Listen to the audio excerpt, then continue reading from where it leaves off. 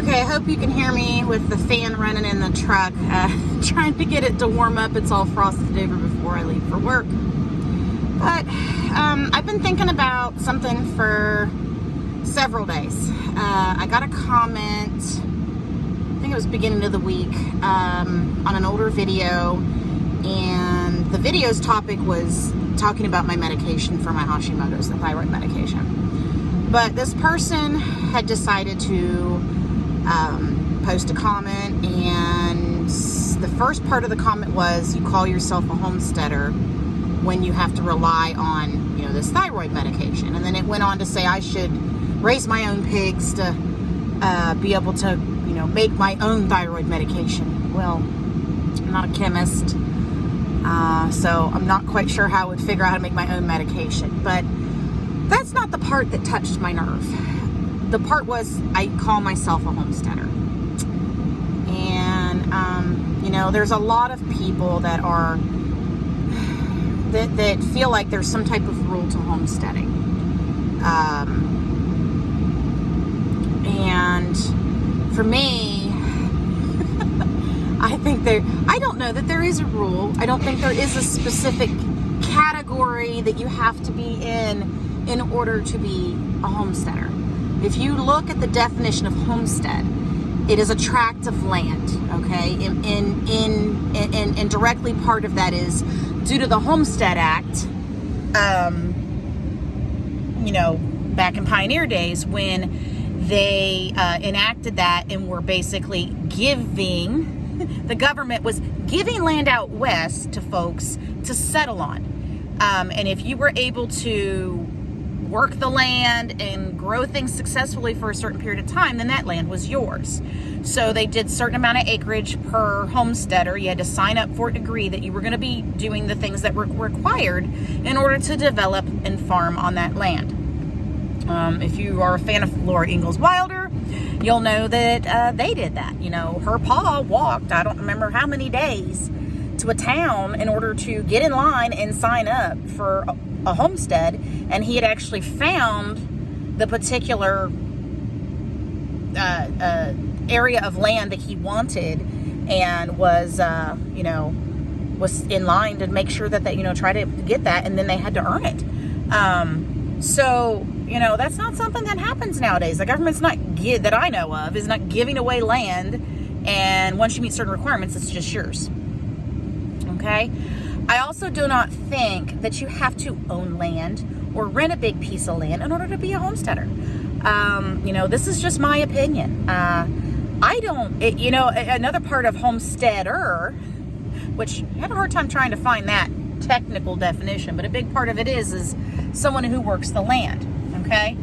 I don't care if you live in an apartment and you have pots on your balcony or your porch or in your kitchen window full of things that you grow,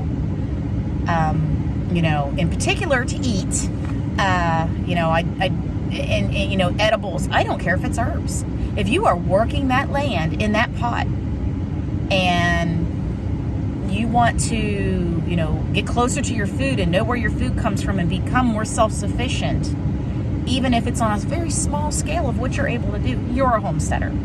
In your heart, if that's what you want to do, and you just haven't gotten started yet, you, in my book, are a homesteader. I got the impression from the person who commented that it was more of a prepper mentality. And there is a difference between homesteaders and preppers, in my opinion. Some things can be closely overlapped, like storing your food away for the winter. Preppers tend to store a lot of food as well, whether they grow it or they buy large quantities and save it. And I'm sorry, it would be very difficult nowadays to be 100% self-sufficient. And even in the pioneer days, they were not 100% self-sufficient. They were pretty close. But, unless they had a salt mine, they had to go to the store and buy salt. And unless they were in an area where you could grow sugar cane, or other things, they had to go to the store and buy sugar. They sometimes didn't have amount of land or weren't able to at that point to grow, large quantities of wheat, and they'd have to buy flour and they'd buy coffee, and you can't grow you can grow a good bit, but you can't grow everything and you can't have everything. You know, and so, I mean, people may do with what they had when they had to, but a lot of times they would, even if it was only once or twice a year, they would travel somewhere to get things that they could not produce themselves. So for me, homesteading, maybe it's just a spirit of getting closer to your food and getting closer to nature and the earth. And even if it's just a little bit of self-sufficiency, even if you're just growing your own herbs, you know, and, you know, or you grow your food only during the summer. Maybe you don't can. Maybe you're not able to, or you're not confident enough yet to can and dehydrate and water bath, you know, to store your food away.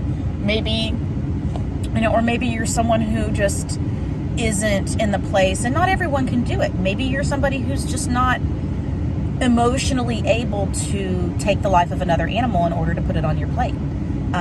But you buy from a local chicken farmer who produces it and processes it for you. You know, I don't know. I guess it just really bugged me because in my mind, there's no rules. Okay, there is no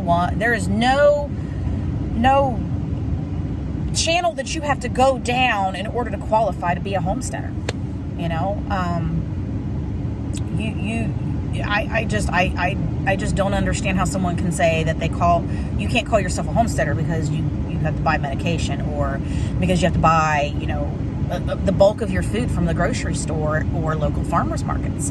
And quite honestly, if you care about where your food comes from and you're trying to buy local as much as possible because you're not able to grow it yourself, because you care about the environment and, you know, and the product that is being produced, and supporting those local homesteaders and farmers that are in your area, I say you've got a homesteader spirit, and I think that's awesome.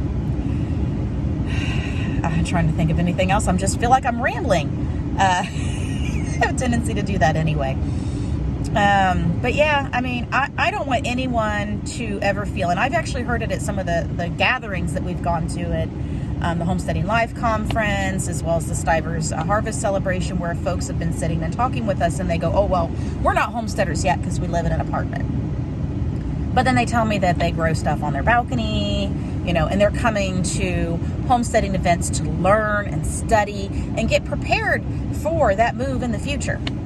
I think they're homesteaders too. So if you feel in your heart that you're a homesteader, you're a homesteader. I honestly feel like that is a personal thing. It is not something that anyone else can tell you whether you are or aren't a homesteader. So that's me getting on my soapbox for the day. Thanks guys so much. We'll see you soon.